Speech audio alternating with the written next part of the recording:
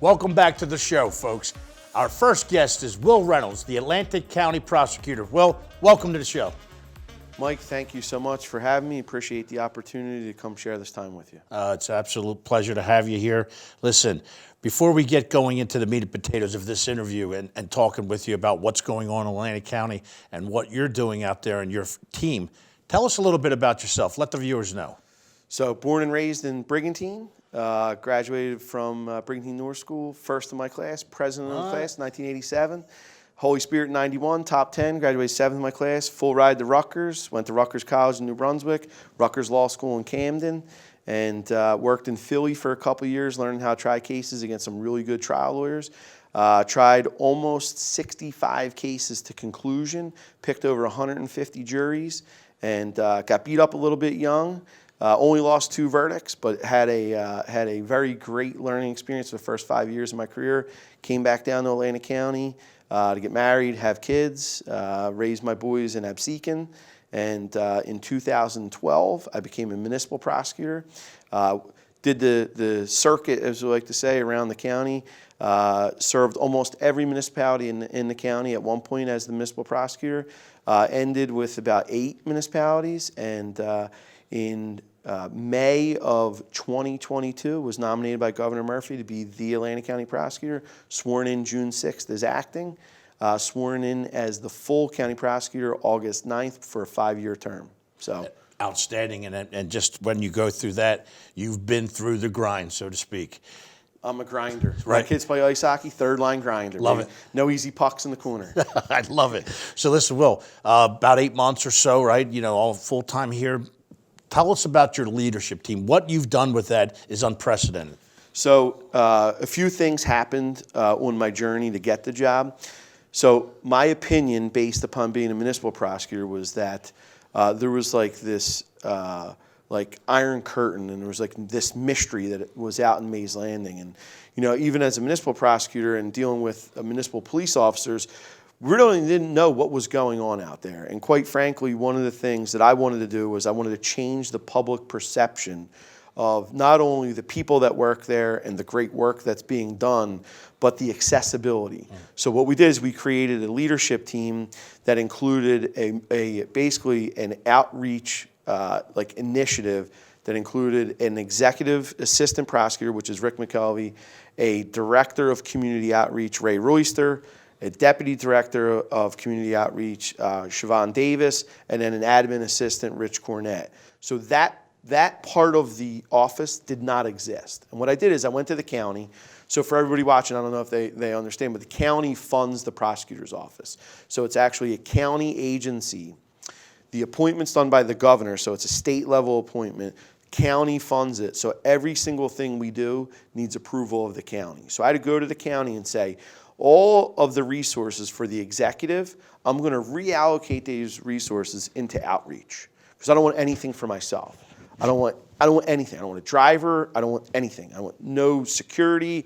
I don't want staff. I want nothing for myself, nothing for my leadership team. I want to create this executive branch of the office to do outreach. So I moved 4 jobs out of executive into outreach, asked the county to move that funding over, created those new positions, filled those positions, and hit the ground running. We've done over 120 community outreach events really since we hit the ground in July. So we started June 6th. It took me a couple weeks to get that in place. July 1st to today, over 120 events. So you hit on the building culture a little bit, the hirings and the way you shifted things around. Again, unprecedented. Moving that curtain wide open. This is what we're doing and this is how we're doing it. Your relationships with the different communities, not just here in Atlantic City. We talk a lot of Atlantic City, and I don't want to say there's Atlantic City fatigue, but there is a grind there as we speak, grind to try to get that revitalized, whether it's health and wellness, public safety, and quite frankly, business-wise. But you're doing this throughout the county, right? And this is what folks don't understand sometimes, I believe, when you say Atlantic County. So 100%. So part of the other other dynamic of the prosecutor's office, and this is the traditional version. You have an attorney side that's led by the first assistant, who I appointed, Eric Bergman. Grew up in Ventnor. Dad was a Holy Spirit crew coach, Penn crew coach, Ventnor lifeguard. His dad's still the chief of lifeguards in Ventnor.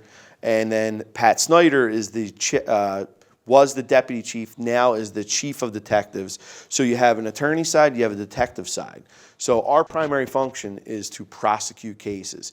How that's served is you have lawyers showing up in court, but you have detectives doing investigation. So any major crime in the county gets investigated by our detectives. So the local police departments will be the first one on scene. They call out to our office or do investigation and give it to our office, and then we pick it up. And then from there, our office prepares the case, gives it to our prosecutors, goes to grand jury, indictment, and then you get charged, you go to court. So it's amazing what we've done, because you really have now 3 lanes. What used to happen in the prosecutor's office, we had a prosecution lane, investigation lane, now you have the community outreach lane in the middle. And the way you spell it out there, I mean, we're talking sports a few minutes ago, and I don't want to say it's not like sports, but there's that organization, and it may sometimes look like unorganized chaos, but it's organized chaos is what it is. And the folks, now you had to have a buy-in from your team. So, I mean, speak on that for a minute, please. So that's creating the culture and building the team and empowering people to do their job. So as a leader, I've studied leadership, especially the last few years, from an outsider's perspective, because I was leading small groups, whether it was my kids' ice hockey club or whether it was street hockey or lacrosse with my boys, or being the municipal prosecutor in a bunch of towns. I always had a team, whether it was 4 people, 5 people, 15 people. Now I have 185 people. Right? And then what I did is I made a conscious decision that I was going to empower the leaders in the office and not create followers, but create more leaders. Empower them to do their job. Let them tell me their vision and let me help them execute their vision. They have institutional knowledge. Some people have been there 20, 25 years. Yo, tell me, how do we fix the problems that are here? How do we cure those ills? And then work with them together and bring them together and use all of their resources, all of their ideas to make the place better. That's how you get the buy-in. And when you get better, you get a well-run, and you get your public accepting of what's going on there. And the fact that, again, the transparency that which you provided, brought, and I want to say this to Prosecutor Will. It's not rocket science, but it has someone that has to have the will to want to, no pun intended, the will to want to do it, and maybe not be liked by everyone. So that's 100% correct. One is the will to do it, right? Because it'd be very easy and I use this analogy. So if I go to work tomorrow, or I'd not go to work tomorrow, there's no one saying to me, "Where are you?" Right? We are constitutional officers, right? We do not have sick time. We do not have vacation time. We're 24/7. And I take that to heart because I am one of the highest paid employees in Atlantic County. I wake up every day hungry to earn that pay that I'm getting because my obligation is to the citizens, right? We're here to serve the community. So I look at it every day as an opportunity. How can I better serve our community and our citizens today? So what I did is I said, I'm going to polarize the office. I'm going to pull back the curtain. I'm going to build a team. I'm going to empower leaders. Then I'm going to go out and I'm going to share all that information with the public that's never been shared before to build that accountability, build that credibility, and actually include people in the equation. How can we be better? And listen. It's beautiful because it shows me that you are a leader. You're not threatened.